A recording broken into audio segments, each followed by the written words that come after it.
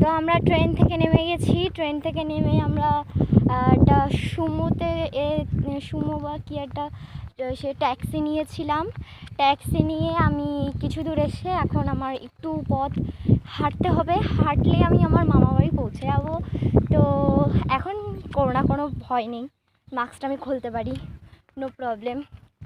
তো ফ্রেন্ডস, তোমাকে দেখাচ্ছি, দেখো এটা হচ্ছে পুরো মাঠ, কি সুন্দর জায়গা একটা। আমার তো খুবই ভালো লাগে এই জায়গাটায় আসতে। আমার অনেক দিন আমি আসতে পারিনি, প্রায় 7-8 মাস হয়ে গেছে আমি আসিনি আমার মামা বাড়ি। তো আমার মামা বাড়ি এই অনেক দিন পর এসে আমার তো খুবই ভালো লাগছে। তো ফ্রেন্ডস, তোমাদের আমার মামার মামার বাড়ি ওখানে অবধি ব্লগটা করব। তো দেখো জায়গাটা, হাঁটছি, ওই যে আমার মা ওইখানে হাঁটছে দেখো, অনেক পিছনে, লুজার, আমার সাথে পারে না হাঁটে। তো আকাশটা কি সুন্দর লাগছে আজকের, মাঠটাও খুব সুন্দর লাগছে, বৃষ্টি পড়েছিল তাই জল পড়েছে। আর আমার মামা বাড়ি বারুইপুরে সবাই তো অর্ধেক লোক জানো মনে হয় যে পেয়ারা বিখ্যাত বারুইপুরে। তো যারা জানো না তারা এখন আমার মুখ থেকে শুনে নাও।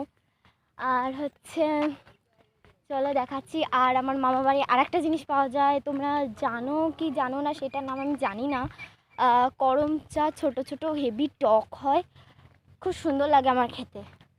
আমি খুব ভালোবাসি করম চা অ্যান্ড গোয়াভা মানে পেয়ারা। তো চলো, অনেকটা দূরই চলে এসেছি, আর কিছুটা দূর দেখতে পাচ্ছ, আর কিছুটা দূর আছে। তো চলো, আমার মারা হাঁটতেই আছে, হেঁটে পারছে না। আমারও ভীষণ কষ্ট হয়ে গেছে, ট্রেনে অনেকক্ষণ ধরে বসেছিলাম। তো অনেকক্ষণ ধরে, প্রায় 5 ঘন্টার উপরে আমি বসেছিলাম ট্রেনে। তো আমার ভীষণ কষ্ট হয়ে গেছে, মানে কষ্ট মানে বসে থেকে থেকে কষ্ট।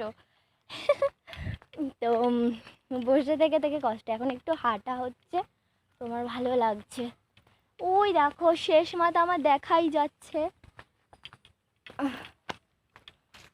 আজকে আমাকে কেমন লাগছে সবাই প্লিজ কমেন্টে বলে দিও। পুরো পাগলের মতো লাগছে, ট্রেনে তো পুরো পাগলের মতো হয়ে গেছিলাম আমি, চুলমুল পাগলির মতো। আর সারাদিন এই মাস্ক পরেছি, খুলিনি, এই এখন খুললাম। ভীষণ এই করোনা ভাইরাস যে আমাদের কত জ্বালাতন করছে, মানে অসহ্যকর একটা।